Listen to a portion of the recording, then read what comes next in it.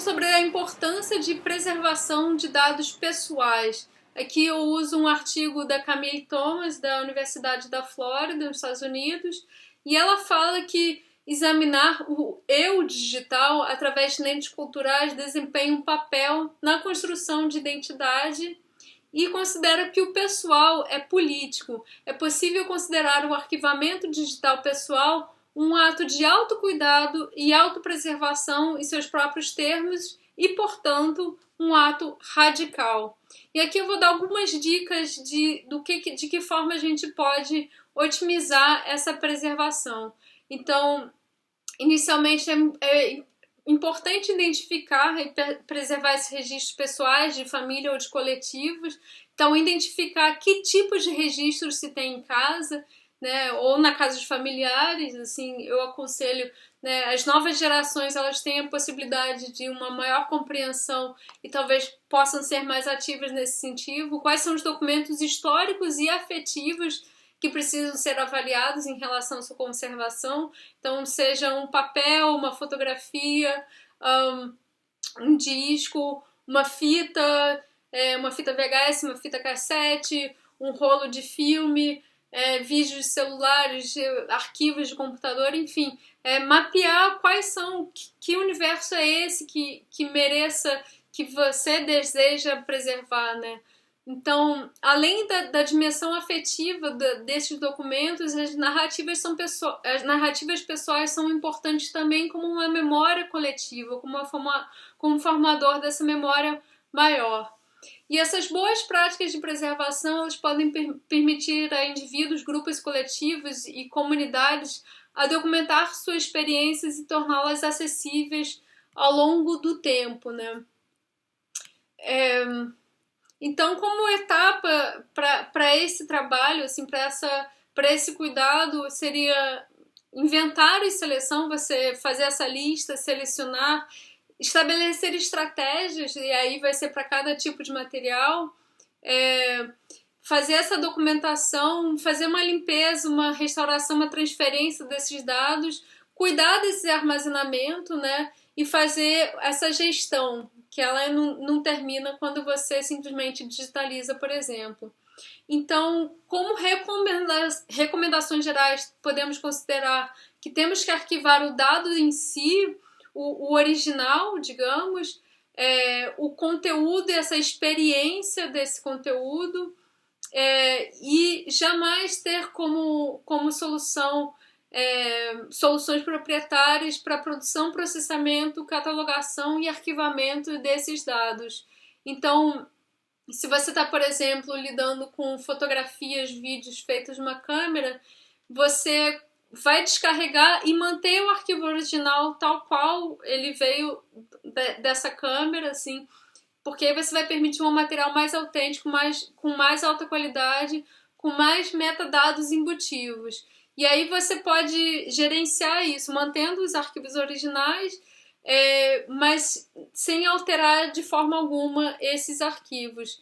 E como recomendação geral, tem uma regrinha do 3-2-1, que são ao menos 3 cópias totais dos seus dados, né? Aí no caso falando de dados digitais, das quais 2 são locais, mas em mídias diferentes. Então, por exemplo, você pode ter no HD externo, num SSD, ou então 2 HD externos, ou então na nuvem HD externo. De alguma forma, você não ter em somente uma solução e, idealmente, pelo menos uma cópia fora do local, assim. Então, se possível, você estabelecer um diálogo com alguém, não sei, algum amigo em Fortaleza, por exemplo, que ele vai ter uma cópia dos seus dados e você vai ter uma cópia dos dados dele, porque aí se você tiver algum episódio, alguma questão local, você ainda tem a garantia dos seus dados estejam disponíveis em outros lugares. Então, mais uma vez, não renomear esses arquivos originais. Muito cuidado em relação à nomenclatura de arquivos, porque às vezes a utilização de caracteres especiais, assim, por exemplo, um hashtag, um acento, um porcentagem, qualquer coisa nesse sentido, pode ser um elemento de corrupção dos arquivos, assim. é algo banal, mas que é importante. Idealmente sem ponto, sem espaço, sem nomenclaturas, evitando maiúsculos, assim. Então você vai ter arquivos com nomes de forma alguma sem acentos, né?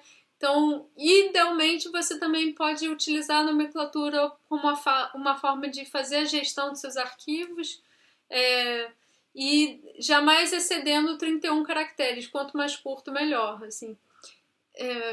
Eu gosto, por exemplo, de botar a data nos arquivos, e aí eu utilizo sempre ano, mês, dia, assim, 2021 03 10, por exemplo, né? 10 de março de 2021. E isso pode parecer bobo, mas é um elemento importante para a resiliência dos seus arquivos.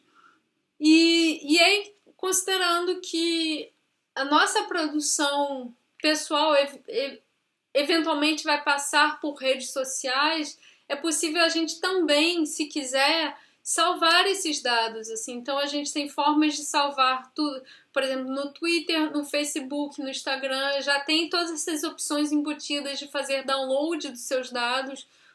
O Google também tem essa possibilidade de você fazer um download de todas as suas informações. Então eu, por exemplo, que saí das redes sociais, eu optei por salvar todas as minhas interações antes de sair, assim. Então caso você deseje fazer o mesmo, você pode fazer isso salvando antes os seus dados. Já, por exemplo, no Facebook, considerando que os dados se mantêm ativos, você pode envenenar seus dados antes, assim, uma forma de você impedir que uma empresa estrangeira contenha seus dados e utilize esses dados mesmo depois de você ter apagado a sua conta. E aqui, falando rapidamente, a gente sabe que as redes sociais, elas não são eternas, assim, por mais que a gente pareça que seja estável de alguma forma. A gente tem inúmeras redes sociais que vieram e que acabaram, assim. O Snapchat era um sucesso absoluto até pouco tempo, mas foi modificado e caiu em desuso, por exemplo. O Orkut foi muito amplamente utilizado no Brasil, mas que foi encerrado. Então, se você tem um interesse na sua própria produção pessoal, antes de mais nada, faça esse arquivamento, assim, porque eventualmente você pode... seus dados podem não estar mais disponíveis. E essas próprias plataformas, elas fazem o apagamento de dados de acordo com suas políticas, assim. Então, por exemplo, infelizmente, tinha muitos registros de conflitos da Síria que foram deletados pelo YouTube porque tinham imagens violentas. Sim, os conflitos em si são violentos, aquilo é um documento histórico crucial, violação dos direitos humanos ali explícita, e aquilo ali de alguma forma ia contra os termos de utilização do YouTube, e aquilo foi suprimido da plataforma, assim. Então é importante a gente se prevenir em relação a isso. E a gente tem novas e diversas manifestações culturais ativas hoje, assim. Então, por exemplo, o meme, que é amplamente difundido, isso é uma síntese poderosa, né? Uma síntese cultural poderosa e espalhada, assim. Então, eu apresento aqui duas plataformas, o Know Your Meme, que tem essa documentação, mas também o Museu de Memes, que é uma iniciativa colaborativa da Universidade Federal Fluminense, que tem uma documentação da origem da utilização dos memes, assim. E aí, eu acho que a maior referência de preservação e disponibilização de dados digitais no âmbito da preservação é o Internet Archive, que contém como se fosse uma biblioteca sem fins lucrativos, com milhões de livros filmes, softwares, músicas e sites. Eles fizeram a coleta sistemática de imagem dos sites ao longo dos tempos. Assim, então, eventualmente, se você quiser acessar um site que foi descontinuado, você pode tentar sua sorte e ver se ele estava no escopo de coleta do Internet Archive. E aqui, falando rapidamente, assim, nos tempos de hoje, a gente tem... a gente está em um momento conturbado, a gente não pode ir para as ruas, mas quando a gente voltar às ruas, a gente tem utilizado muito o audiovisual como uma ferramenta de mobilização e disseminação desses protestos, e esses protestos, esses documentos audiovisuais são documentos históricos também dessas lutas, assim, e capacita que indivíduos podem capacitar indivíduos para permitir que as comunidades documentem suas experiências de umas novas maneiras.